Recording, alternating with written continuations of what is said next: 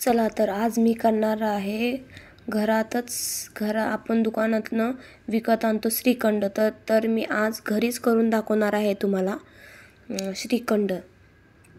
नक्कीच तुम्ही घरी करून बघा आणि सेम श्रीखंडासारखी चव लागते। त्यासाठी मी प्रथम दही घेतला आहे। दही, पिठी साखर लागणार आहे आपल्याला, काजू बदाम, वेलची पूड आणि दही प्रथम आपल्याला एका जाळीमध्ये घेऊन कॉटनचा रुमाल घ्यायचा आहे आणि दही त्याच्यामध्ये टाकून आपल्याला दहीतलं पाणी सगळं काढून टाकायचं आहे। दहीतलं जेवढं तुम्ही पाणी काढून टाकाल तेवढं एकदम आपलं श्रीखंड चांगलं होतं। त्यासाठी जाळी अशी घ्यायची आहे आणि त्या ह्याच्यामधून असं आपल्याला दही टाकायचं आहे आणि असं पाणी काढून घ्यायचं आहे।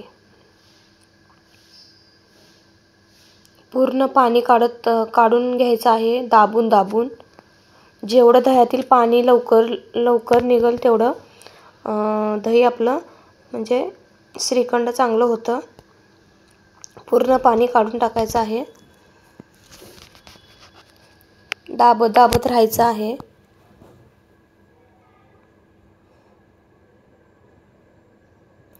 मी अर्धा लिटर दही घेतला आहे।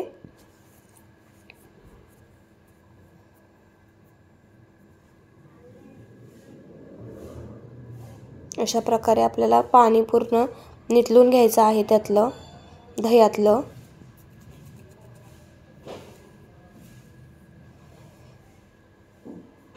आता सर्व पाणी निघालंय का ते बघून घ्यायचं आहे। अजून थोडंफार पाणी आहे तर आपण अजून त्याच्यावर दगड ठेवून आपण पाणी पूर्ण काढून घेऊया।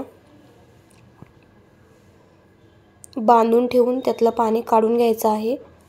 हे बघा, एवढं पाणी या दह्यातून निघालं आहे। अजून आहे तर अजून मी पाणी काढून घेते।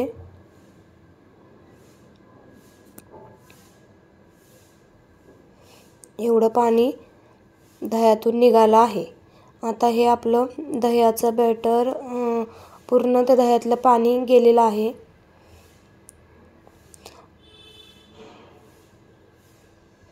तरी पण थोडं अजून आहेच।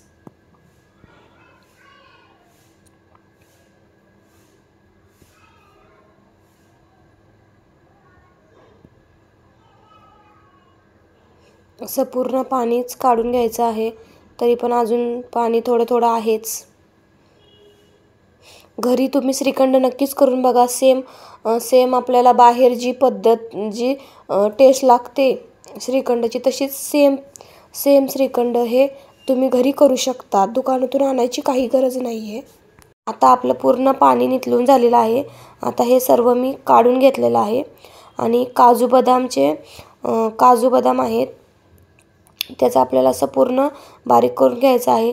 त्यासाठी मी 4-5 काजू 3 बदाम घेतले आहेत। आता हे आपण बारीक करून घेऊया, जसे स्लाइडमध्ये तर बारीक करून झालं आहे। आता आपल्याला जे दह्याचं जे आपण काढून घेतलं होतं बॅटर, त्याच्यामध्ये आपल्याला पिठी साखर टाकायची आहे। त्यानंतर काजू बदाम जे बारीक चिरले होते ते आपण टाकायचे आहेत आणि वेलची पूड टाकायची आहे 2 चम्मच।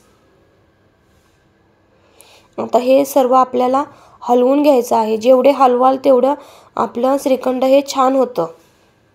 नक्की करून बघा घरी श्रीखंड, घरच्या घरी तुम्ही करू शकता। रेसिपी आवडली असेल तर लाईक शेअर नक्कीच करा, कमेंट करा आणि रेसिपीला नक्कीच लाईक करत जावा आणि लवकरच तुम्हाला पुढची रेसिपी ही येईल। अशा प्रकारे आपल्याला पूर्ण हलवून घ्यायचं आहे।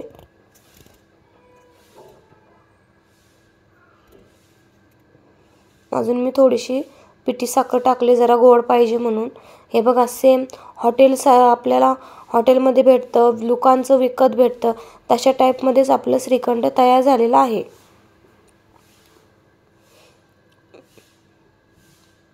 अशा प्रकारे श्रीखंड हे तयार झालं आहे। तुम्ही नक्कीच हे करून बघा आणि मला नक्कीच सांगा कसं झालं आहे। चला भेटूया पुढील रेसिपीमध्ये। बघा सेम दुकानसारखं श्रीखंड दिसतंय, तुम्ही घरच्या घरी करू शकता. एकदम एकदम दुकानसारखंच वाटतंय श्रीखंड. आणि थोडा वेळ झाल्यानंतर हे असं आपल्याला थोडा वेळ फ्रीझरमध्ये ठेवायचं आहे. त्यानंतर तुम्ही नक्कीच श्रीखंड हे चपातीसोबत खाऊ शकता. अशा प्रकारे आपलं श्रीखंड तयार झालं आहे. चला पुढच्या रेसिपीमध्ये आपण भेटूया. Okay bye. चला. Okay bye. चला.